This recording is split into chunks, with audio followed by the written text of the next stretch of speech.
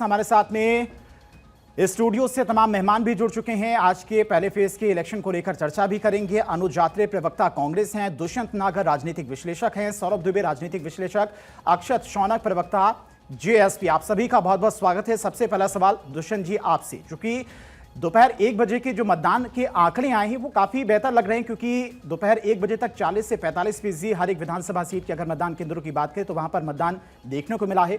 और रघुपुरा की सीट भी आप देख रहे थे, वहां पर भी अच्छी खासी भीड़ लोगों की देखने को मिल रही है। दोपहर के 3 बज रहे हैं, तो मतदान मेरे हिसाब से तो बहुत बढ़िया है जी।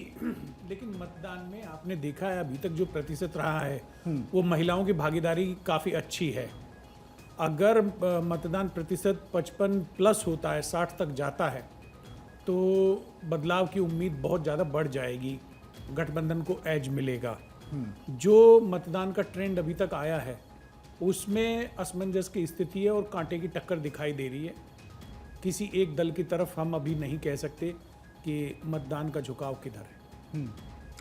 सौरभ जी, आपका क्या मानना है? क्या महिलाएं इस बार बदलाव लाएंगी या फिर से जो वादे किए गए हैं, अगर एनडीए की बात करें, एनडीए की तरफ से भी कई सारी घोषणाएं की गई, पैसे भी भेजे गए कई महिलाओं के खातों में ताकि महिलाएं सशक्त बन सकें, अपना रोजगार शुरू कर सकें, क्या उसका इम्पैक्ट है कि महिलाएं इतना बढ़ चढ़कर मतदान करने के लिए पहुंच रही? बिल्कुल। देखिए, आपने हरियाणा का रिजल्ट देखा, महाराष्ट्र का रिजल्ट देखा और दिल्ली का रिजल्ट देखा।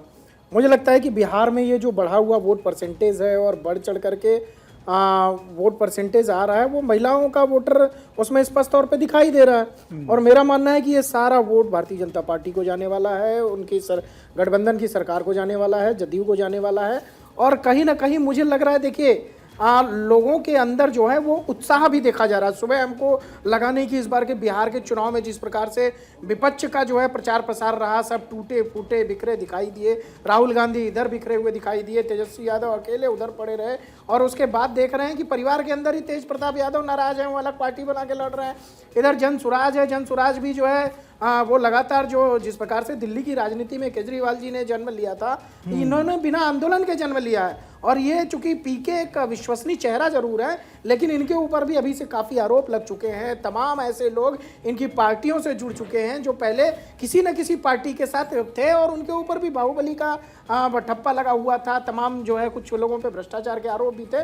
लेकिन मेरा मानना है कि कुल मिलाकर के जो भारतीय जनता पार्टी की मेहनत, प्रचार प्रसार, जो जदयू का प्रचार प्रसार है, देखिए लगातार हम देख रहे हैं कि चाहे प्रधानमंत्री नरेंद्र मोदी हो, गृह मंत्री अमित शाह हो और योगी आदित्यनाथ हो, लगातार पिछले 3 महीनों से, जब चुनाव की घोषणा नहीं हुई थी उसके पहले ही जो महिलाओं वाली बात है कि महिलाओं को भाई वास्तव में फायदा मिलना चाहिए, पैसे ट्रांसफर हो गए, आज महिलाएं खुश हैं। आज वो उसके बाद कह रहे हैं कि बिजली माफ होगी, इसके जैसे रिजल्ट आएगा उसके बाद जो है, मुझे लगता है कि लोगों के विकास और विश्वास की प्रामाणिक गारंटी के रूप में आप इसको पैसा जो ट्रांसफर है वो होने को एनडीए की उचित सरकार ठहराते काम हैं? कर। देखिए, सब लोग कर रहे हैं भाई। आप कांग्रेस के हिमाचल में क्या किया आपने?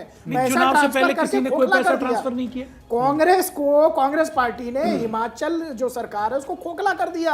आज आपके पास जो है चुनाव जीतने से पहले वो बीजेपी की अपनी रणनीति हो सकती है। हर दल का अपना जो है चुनाव लड़ने का, चुनाव जीतने का तरीका होता है। गंभीरता से चर्चा देश में इस बात पे है कि फ्रीबीज ना हो, रेवड़ियां ना बटे। माननीय प्रधानमंत्री जी ने स्वयं इसकी पहल की।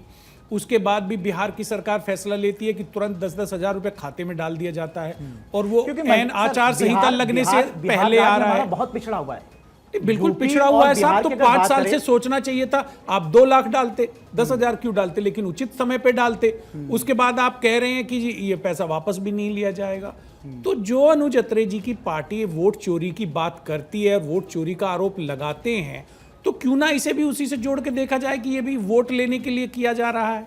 नहीं, देखिए, जो ये फ्री बीज की शुरुआत हुई आम आदमी पार्टी से, दिल्ली में उन्होंने शुरुआत की। इसको कॉपी किसने किया? कांग्रेस ने किया भाई। हिमाचल, कर्नाटक साफ साफ उदाहरण है, आप देख लीजिए। आपने जो बात कहे थे, वादे किए थे, हालांकि आप लोग पूरा भी नहीं करते। कांग्रेस के साथ समस्या क्या है कि वादे तो कर देती है, पूरा नहीं करती।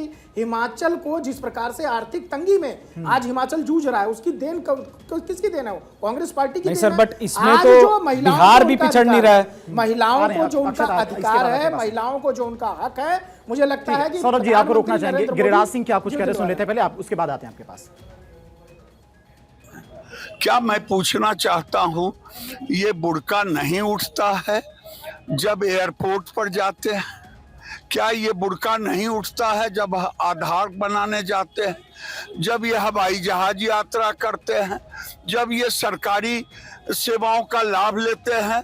पॉलिटिकल मत करें। चुनाव आयोग ने आंगनबाड़ी को तय किया है कि रहेगी, जो भी गड़बड़ करेंगे बुर्का उठाना ही पड़ेगा। राज सिंह, जिस टॉपिक की बात कर रहे थे बुर्का, इसको लेकर भी काफी ज्यादा बवाल मचा था। समाजवादी पार्टी और आरजेडी की तरफ से कहा गया था कि बुर्का चेक ना किया जाए कि महिलाएं जो पहुंच रही मतदान करने के लिए उनका बुर्का ना हटाया जाए। इसको लेकर भी काफी बवाल देखने को मिला था।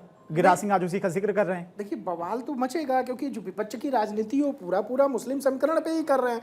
हालांकि मुस्लिमों का सशक्तिकरण कभी नहीं किया, हमेशा से तुष्टीकरण किया है। और आज अपीजमेंट करते करते उनको झुंझुनिया पकड़ा दिया, डिप्टी सीएम का पद दे दिया मुकेश सहनी को और कह रहे हैं मुसलमानों के लिए कुछ नहीं है। भाई वो गिरिराज जी सही कह रहे हैं, ये देश हिंदुस्तान देश है, कोई बाहर का, कोई मिडिल ईस्ट तो है नहीं, सऊदी अरब तो है नहीं, पाकिस्तान तो है नहीं। यहाँ पर बुर्के की आवश्यकता नहीं है और बुर्के के अंदर मुसलमानों की बात थोड़ी ना हो रही है। सौरभ जी, आपको रोकना चाहेंगे।